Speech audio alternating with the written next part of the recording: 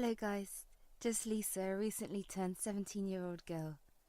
This is the story of how my evil dad Aaron and stepmother Kelly almost ruined my life. But my grandpa Jeremy stood by me and helped me have a good life. These events happened over the years, but it only came to a head recently.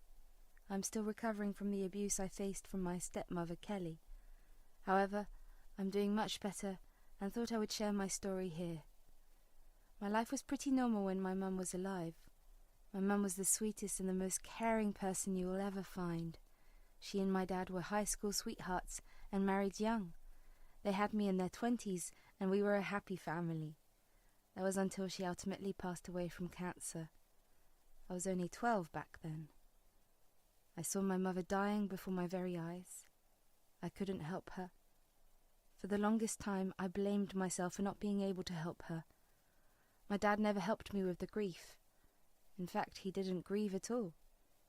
I discovered that he was already cheating on my mum with Kelly before her death. After she passed away, Dad married her within 6 months. Kelly hated me with all her being. She verbally abused me and was even mean to me. She always said, "You should have died with your mother, Lisa. God knows why I had the misfortune to be stuck with you. You are just a spiked brat. I hope I can get rid of you soon." How can you say that to me, Kelly? I have a right to be here. This is my dad's place. He will never kick me out. You can be very stupid sometimes, Lisa. I can control your dad very well. One word from me and you will be out. Seriously? You hate me so much that you will do this. My dad will never listen to you. I was wrong, guys. My dad did listen to her. One day when I came back from school, I saw that my dad was waiting for me with my bags packed.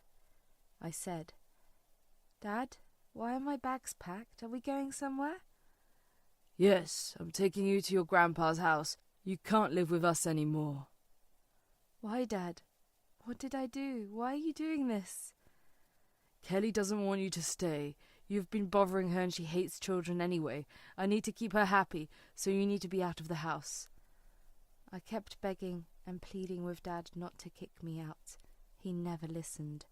Kelly just stood at the door smirking and occasionally laughing at me. Dad took me to Grandpa Jeremy's house and dropped me off. I was close to my grandpa, so living with him wasn't a big problem for me. But I wanted and needed my dad. I couldn't lose both of my parents within a year. Grandpa took me in and let me stay with him. He did have many fights with my dad because he couldn't accept my dad abandoning me. However, Dad stopped visiting entirely. I went to his house to beg him to take me back. I said, "Dad, please don't abandon me. I cannot live without you. I need you." "My wife needs me more than you. We are very happy without you now. I cannot ruin my life with you now. I want to forget I had a life without Kelly." "Lisa, you shouldn't pressure your father into keeping in touch. Can't you understand? He has a new family now. He doesn't want you. You should leave, Lisa. You're not welcome here anymore." I cried and cried, but Dad was firm. He wouldn't take me back. This went on for years. Grandpa even took him to court for child support, but he still didn't relent. After a few years, Dad terminated his rights to me. He came to Grandpa's house and said, "Lisa, I'm going to terminate my rights to you. From now on, your grandpa is your legal guardian. I hope you will stop bothering us now." "Dad, please don't do this. How can you abandon me like this?" "Stop complaining, Lisa. Grandpa is rich and he will give you a good life. I can't have my money goes towards you. Kelly needs me more. My decision is final." "You are a horrible father, Aaron. I can't believe you abandoned your girl. Don't worry, I will allow you to terminate your rights. She deserves someone who loves her, not a loser father who dances at his wife's commands." When I understood that my dad didn't want me, I finally gave up. I was much happier with Grandpa anyway.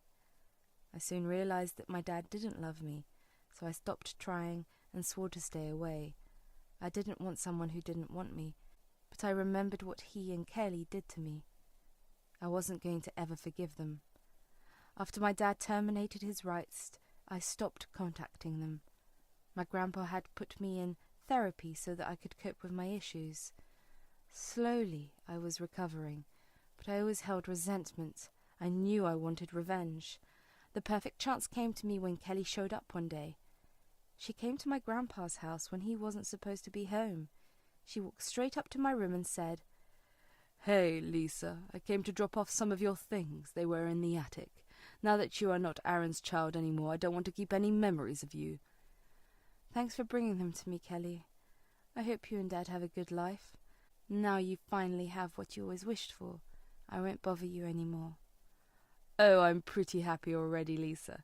I also hope you forget your inheritance. I don't want you to have any expectations. Aaron won't give you anything, and I won't let him give you anything either." "What inheritance are you talking about, Kelly? I'm very confused. Dad doesn't have anything of significance." "Well, your dad doesn't have anything, but your grandpa does. He'll be giving Aaron all his assets when he passes. It won't be long now, you know. Your grandpa Jeremy is old. Once he dies, you will be evicted from this house as well." "And who the hell told you that, Kelly?" "It was your dad, of course. He is the one and only heir of Jeremy's assets. You're just a girl, so you won't be getting anything. Besides, I doubt you will even be of age when Jeremy dies. We might let you stay here till you are 18, but after that, you will be kicked out." I heard her words and simply laughed. Honestly, her expectations from Grandpa were hilarious. I guess she had no idea that Grandpa Jeremy hated her with his entries. Just because he is civil to her doesn't mean he approves of her schemes. I knew that if Grandpa hears Kelly's words, he would be enraged, so I had planned to get my revenge on Kelly and Dad. Grandpa was quite present in the house and listening to our conversation. When Kelly finally stopped talking about her dream inheritance, he stepped into the room. He said, "What is going on over here? Kelly, I think I told you not to bother my granddaughter in my house." "She was telling me how I am a spoilt child and should be punished for it. She's here to tell me how I shouldn't expect any inheritance and that she would kick me out of this house once it's theirs." "I have also warned you not to talk crap to Lisa. And why on earth do you think you will get the house, Kelly? Who gave you the impression that I will leave you anything?" "Maybe you won't give me anything, but you will give your assets to Aaron, right? He is your one and only heir and son." Grandpa Jeremy laughed at that very comment. Even he could see the extreme cluelessness of Kelly. At that point, both I and Grandpa were laughing hysterically.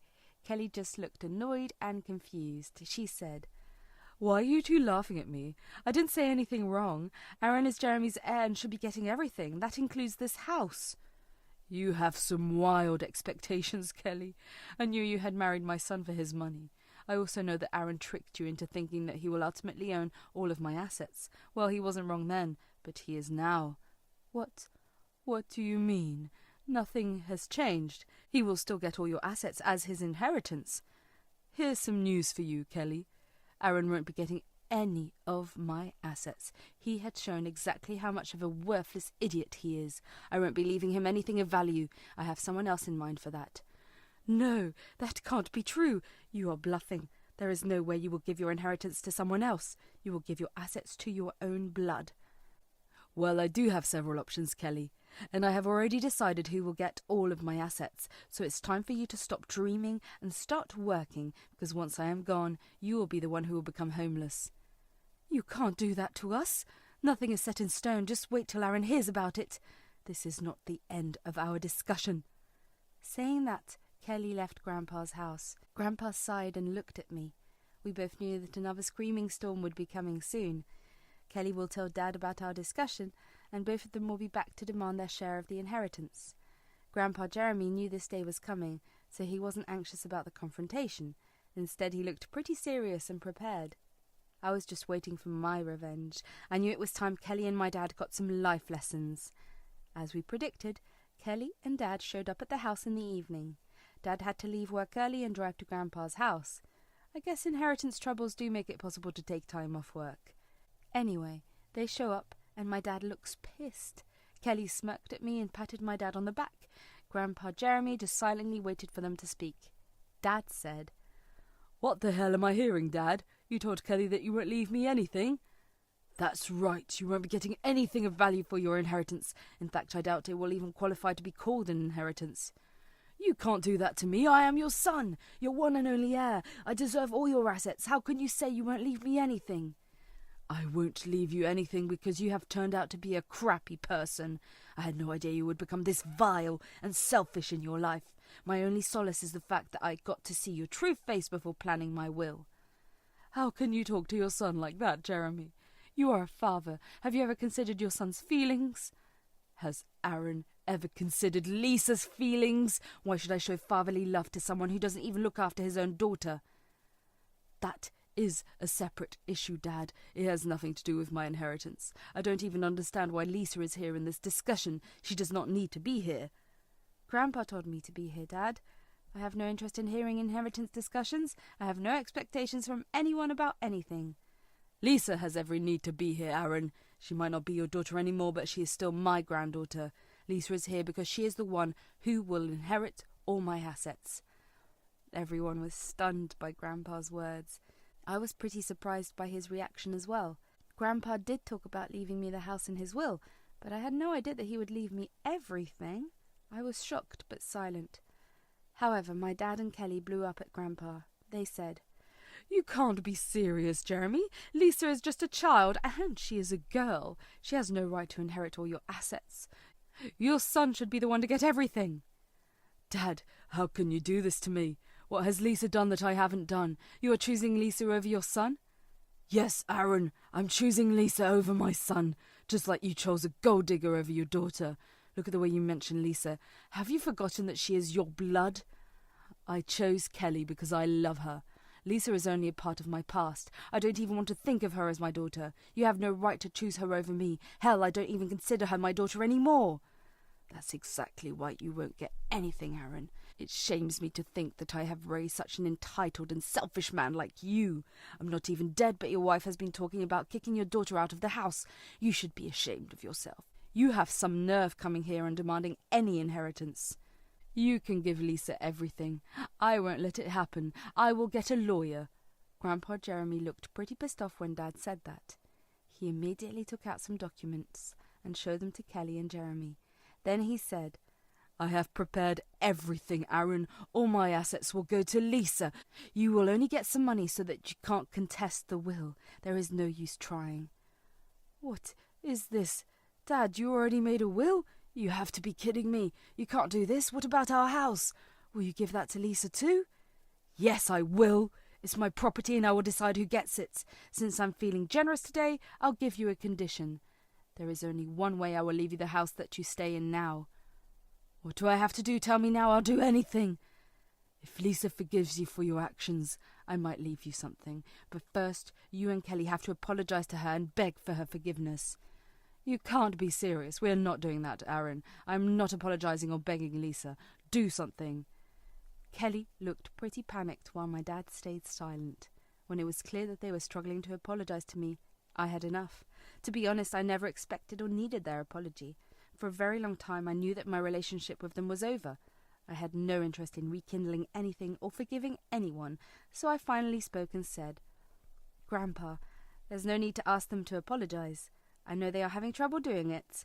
Frankly speaking, I don't want their apology. I will never forgive them, so there is no use." "Okay then, if Lisa doesn't want to forgive you, there is no other way. Looks like my will won't be changing after all." No, wait, we will apologize to Lisa. Lisa, please forgive us. We shouldn't have treated you like that. I just wanted to leave my past behind, so I didn't want to take care of you." "Don't even try, Dad. I know Kelly made you leave me. I did nothing to deserve this treatment. You were supposed to be my parents. I was supposed to feel loved by you. Your poor excuse for a father." "Don't say that, Lisa. Look, I'm trying to be a better person here. You are being unreasonable. Even Kelly will apologize to you, right, Kelly?" "Yes, sorry, Lisa. Let's just try this again. Who knows? We can even be best friends." "Don't make me laugh, Kelly. You hated me and wanted me out. All these years you and Dad have treated me like crap. You two abandoned me and left me here. I'm alive because of Grandpa. You're apologizing because you need Grandpa's assets. I will never forget your abuse and I will never forgive you." After saying my part, I burst into tears and went to my room. I just couldn't take it anymore. I felt sorry for myself because of everything that I had to go through. I had no feelings left for my dad and Kelly. As far as I was concerned, they were dead to me. From my room I could hear my grandpa berating them. He was so agitated that his shouting could be heard all over the house. Dad and Kelly were pretty silent. When Grandpa kicked out my dad and Kelly, the house became peaceful again. Grandpa found me in my room and held me as long as I cried. He even ordered my favourite food and made sure I had dinner. Meanwhile, Dad and Kelly kept blowing up my phone. They were calling me names for influencing my grandpa and berating me for not forgiving them.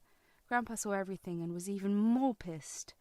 As the days passed, Grandpa took some drastic steps. He transferred all his property to my name and appointed my favourite aunt as my legal guardian in case he passes before I turn 18. Hopefully, that wouldn't be too soon. Grandpa also took another drastic step.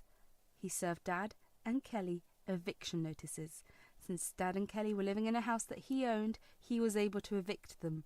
After getting the notice, Dad and Kelly kept blowing up my and Grandpa's phone. They even showed up at the house and begged us to talk. They said, "Please don't kick us out, Dad. Where will we go? You know I don't have a very good job. Kelly doesn't work either. We will become homeless." "You should have thought about that before neglecting your daughter.